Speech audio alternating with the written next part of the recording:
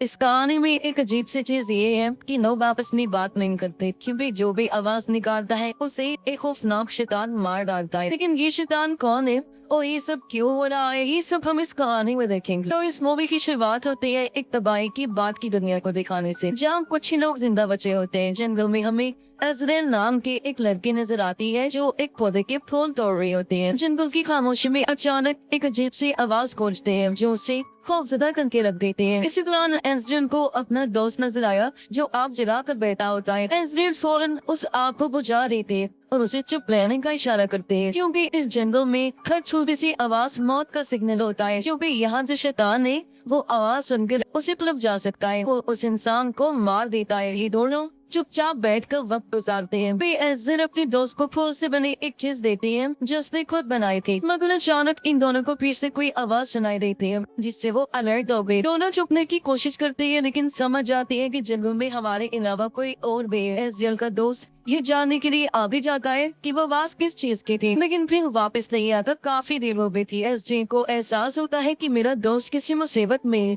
इसलिए वो जल्दी से वहाँ से भाग निकलते हैं। वो काफी दूर तक भागती है। रास्ते में उसे एक आदमी मिला जो एंजलिन को पकड़ लेता है। उसी वक्त एंजलिन को एहसास हुआ कि उसके दोस्त को भी किसी ने पकड़ लिया है। दोनों को अलग अलग गाड़ियों में डाला गया और कहीं दौड़ ले जाया जाता है। एंजलिन गाड़ी से निकलने की कोशिश करती है लेकिन कामयाब नहीं हो पाती। गाड़ियाँ अलग अलग हो जाती हैं। एंजलिन को एक अनजान जगह पर लाकर बांध दिया जाता है। वहाँ पे कुछ लोग पहले से ही मौजूद थे। एक लड़की भी थी जिसका नाम जोसेफाइन होता है। वो चाकू से एंजलिन की पैर पर कट लगा कर उसे जख्मी कर देते हैं जिससे उसका खून बहने लगता है। अब वो लोग कुछ दूर जाकर मंदिर पढ़ने लगते हैं। ये देखकर एंजलिन को समझ आ जाती है कि ये लोग किसी कल्ट का हिस्सा हैं, यानी जादू टोना करने वाले ग्रुप का हिस्सा, और ये लोग रिचुअल जादू कर रहे हैं। वो शैतान की पूजा करते हैं। तभी वहाँ पर एंजलिन को एक शैतान नजर आता है जिसका जिस्म ऐसे था जैसे वो जला हुआ हो। उसे देखकर एंजलिन अपनी जान बचाने के लिए अपने हाथ छुड़वाने की कोशिश करती है, जिसमें आखिरकार वो कामयाब हो भी जाती है। पर इससे पहले वो भागती,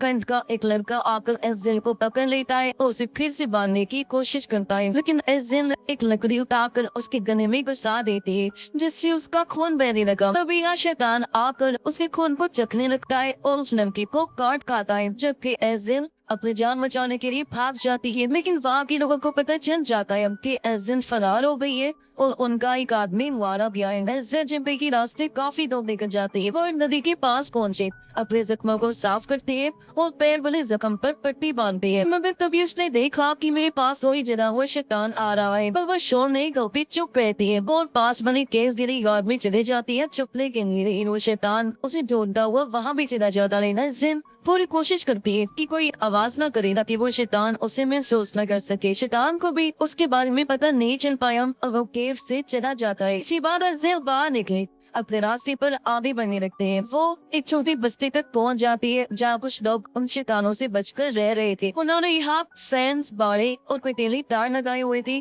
ताकि कोई अंदर ना आ सके। फैन से बचते हुए छुपते छुपाते एंजलिन अंदर आ जाते हैं ताकि वो अपने दोस्त को ढूंढ कर आजाद करवा सके, क्योंकि उसके दोस्त को यही लाया दिया था। लेकिन फिर उसे वो फूल मिल जाता है जो उसने अपनी दोस्त के लिए बनाकर उसे देना था। वो याद था पर इसका दोस्त नहीं था, जिससे उसे समझ आ जाता है कि मेरा दोस्त मर चुका है और ये देखकर उसे बहुत गुस्सा आता है। तभी यहाँ जोसेफाइन नाम की वो लड़की भी आ जाती है। वो एक बुरी औरत को चेक करने जाती है जिसकी हालत बहुत खराब थी और ये औरत जोसेफाइन की माँ थी। इसके बाद जोसेफाइन यहाँ से एक चर्च में जाती है। चर्च में कंट की काफी सारे लोग इकट्ठा होते हैं और वो सब लोग शैतान की पूजा करने में मसरूफ थे। जोसेफाइन जैसे अंदर आई, सब लोग वहाँ से चले जाते हैं। यहाँ चर्च में एक औरत भी थी जो ड्रेसन यहाँ की सिस्टर थी और वो माँ बनने वाली थी। जोसेफाइन सिस्टर से आकर मिलते हैं और जब सिस्टर को पता चला कि वो लड़की यानी एंजलिन यहाँ से भाग गई है तो उसे काफी गुस्सा आया। वो जोसेफाइन की मुंह पर थप्पड़ मारती है, कहती है कि तुमसे इतना सा काम ना हो पाया। तभी हम देखते हैं कि एंजलिन एक जगह के नीचे ही छुपे हुए हैं, पर तभी एक औरत आकर उसे पकड़ लेती है। अब एंजलिन डरती नहीं बल्कि उसे लड़ती है, उसका मुकाबला करती है और आखिर उस औरत को मार गिराती है। पर तब तक बाकी लोगों को भी पता चल चुका था कि वो एंजलिन नाम की लड़की यहाँ घुस आई है। तो सब लोग उसे पकड़ने के लिए एकदम अलर्ट हो जाते हैं, क्योंकि कैसे भी करके वो लोग एंजलिन को पकड़ना चाहते हैं और उसे शैतान को देना चाहते हैं ताकि वो अपने मकसद में कामयाब हो सके, जो मकसद बहुत खतरनाक था। अब वो क्या था, इसका जवाब हमें आगे चलकर पता चलेगा। इसी वक्त एज़िन को भी पता चल जाता है कि वो लोग उसे ढूंढ रहे हैं। वो खुद को बचाने के लिए वहाँ से भागते हैं, लेकिन उसका पाँव फेंस में फंस जाता है। वो किसी तरह अपना पाँव निकालती है और जंगल की तरफ भागती है। वो फिर से जंगल में काफी दूर निकल आई थी, रात भी हो गई थी, तो वो थक कर एक पत्थर के पास रुक जाती। लेकिन पत्थर के पास से एक शैतान भी बैठा होता है जो उस पर अटैक करने वाला होता है। वो जैसे तैसे एज़िन खुद को बचाती है, लेकिन उसे एहसास हो गया था कि यहाँ एक नहीं बल्कि कई सारे शैतान हैं। वो उन्हें जान बचाने के लिए यहाँ से भागने लगी।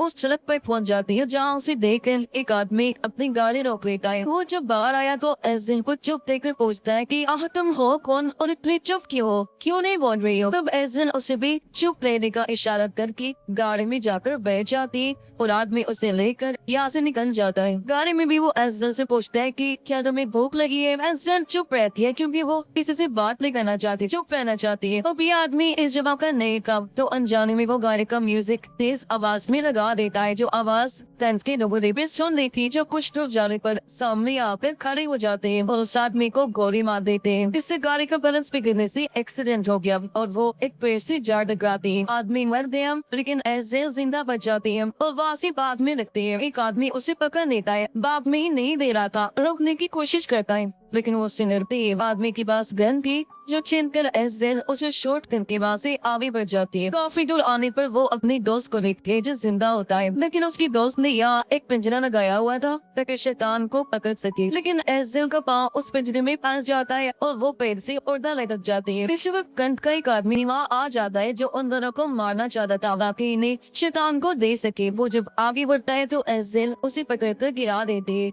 जिससे आदमी जख्मी हो गया। जब उसका खून बहता है तो उसे सूंघकर शैतान यहाँ आ जाता है जो पहले उसकी खून को चाटता है फिर आदमी को खा जाता है। फिर वो एज़िन की दोस्त की तरफ बढ़ा, साथ ही एज़िन को भी खाने की कोशिश करता है पेड़ पर चढ़ के, लेकिन एज़िन किसी तरह अपने आप को आजाद कर लेती है मगर अपने दोस्त को नहीं बचा पाते। शैतान उसे खा जाता है जो देखकर एज़िन वहाँ से भाग निकलती है, लेकिन अपने दोस्त की मौत का उसे बहुत दुख था। अब वो फैसला करती है कि वो कैद के लोगों से अपने दोस्त का बदला नहीं करेगी, इसलिए वो वापस उस जगह जाती है जहाँ कैद के लोग रहते हैं और वहाँ पे आवाज निकालती है जो ये लोग अक्सर निकाला करते थे। इस वजह से कैद के लोग समझते हैं कि शायद उनका कोई साथी खतरे में है और वो सब उसे बचाने के लिए जंगल में निकल पड़ते हैं। इसका फायदा उठाकर एज़िन उस जगह पर घुस गई। वो चर्च के अंदर भी चली जाती है जहाँ वो सिस्टर आ करती थी। एज़िन के पास एक गन थी और वो उसे सिस्टर के ऊपर तान देती है, लेकिन सिस्टर इशारा करती है कि वो प्रेग्नेंट है तो तुम मुझे नहीं मार सकती। लेकिन अब एकदम सिस्टर एज़िन पर ही हमला कर देती है जिससे वो थोड़े से जख्मी हो जाते हैं। तभी कैद के लोग आकर उसे पकड़कर अपने साथ ले जाते हैं, एक ताबूत में बंद कर देते हैं।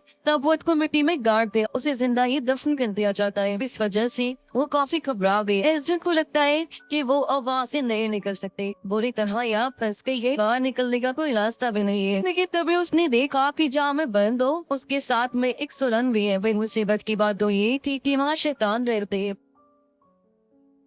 एज़िन को और भी डर लगने लगता है, लेकिन फिर भी वो सुरंग की रास्ते से निकलने की कोशिश करती है। यहाँ काफी अंधेरा था, नहीं कर वो आगे बढ़ी पर उसे पता चलता है कि यहाँ रहने वाले शैताना ने मुझे देख लिया है। वो उसके पीछे बढ़ जाते हैं, वो इसलिए वो वापस भागकर उसी ताबूत में चले जाते हैं। पर तभी एक शैतान ठीक एज़िन के ऊपर आ जाता है। वो उसकी खून को सूंघता तो है लेकिन उसे कुछ करता नहीं, छोड़ देता है क्योंकि एज़िन की हाथ पे उस प्रेग्नेंट सिस्टर का खून लगा हुआ था। इससे शैतान को नहीं लगा कि ये वो प्रेग्नेंट औरत है जो हमारे बच्चे को जन्म देने वाली है, इन्हें शैतान के बच्चे को। इसलिए कोई भी शैतान एज़िन को कुछ नहीं कहता और इस तरह उसकी जान बच जाती है। फिर कैद की सभी लोग अपने अपने टेंट्स में वापस आ जाते हैं। एज़िन भी उसी सुरंग के रास्ते एक टेंट से निकलकर बाहर आ जाते हैं क्योंकि सुरंग का रास्ता एक टेंट से बाहर निकल जाता जहाँ से वो बाहर आ गई थी। अब हम सिस्टर को देखते हैं जो अभी तक चर्च में थी और अपने पेट की जख्मों को साफ कर रही होती है। पर तभी यहाँ पर जोसेफाइन आ गई जो उसकी मदद करते हैं, लेकिन तभी उन्हें पता चलता है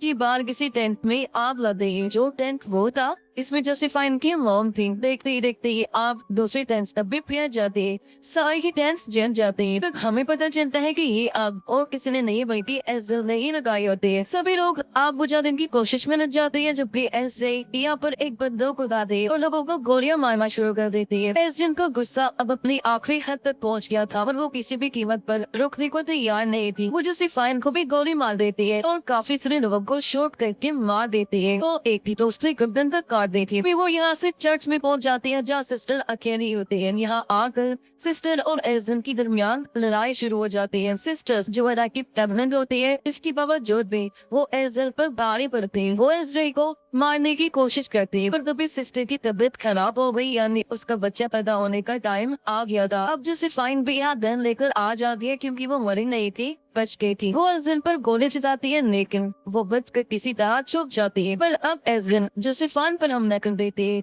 और इन दोनों की खतरनाक लड़ाई होने लगती है। फिर एजल एक बड़ा सा चाकू उठाती है और जोसेफाइन की गर्दन में घाव देती है, जिससे जोसेफाइन वही मर जाते हैं। फिर एजल सिस्टर की तरफ बढ़े। सिस्टर ने अपने बच्चे को पैदा कर दिया होता है, लेकिन वो इससे बहुत ज्यादा खौफजदा हो गई। उसे बच्चे से डर लग रहा था। वो अब खुद एक चाकू उठाती है और अपना गला काट लेती है, जिससे उसकी वहीं पर मौत हो जाती है। एजन उस बच्चे को देखने के लिए आगे बढ़े। वो बच्चे को अपने हाथ में उठाती है। अब तभी वहाँ पर बहुत सारे शैतान आ जाते हैं। साथ ही हम इस बच्चे का चेहरा देखते हैं, जो इंसानी बच्चा नहीं था बल्कि किसी बकरी की तरह लग रहा था। बहुत ज्यादा भयानक रूप था उसका। वो सारे शैतान एजन के सामने आ गए, लेकिन उसे कुछ भी नहीं कहती क्योंकि उन्हें ये लगता है कि ये बच्चा उनका मसीहा है और एजल इस मसीहा की माँ है, तो हम इसे कुछ भी नहीं कह सकते। सब शैतान ये देखकर काफी खुश हो जाते हैं और वो उसके सामने छुप जाते हैं, जिससे एजल को इस टाइम ये एहसास हो रहा था कि मैं इनके लिए कितनी अहम हूँ, क्योंकि उन शैतानों का मसीहा मेरी गोद में है और वो इसे मेरा बच्चा समझ रही है, मुझे इसकी माँ समझ रही है। वो बड़े गौर से बच्चे को देख रही होती है। तो मैं बस सोच रही थी कि एक तरह से इस बच्चे के जरिए मेरे पास पावर आ गई है, जो अब मैं इंजॉय करूंगी इन शैतानों पर हुकूमत करके, इन पे कब्जा करके। वो जो पहले एजल को मारना चाहते थे, अब हमेशा उसकी गुलाम बनकर रहेंगे। और इसी के साथ ये फिल्म भी इधर ही खत्म हो जाते है।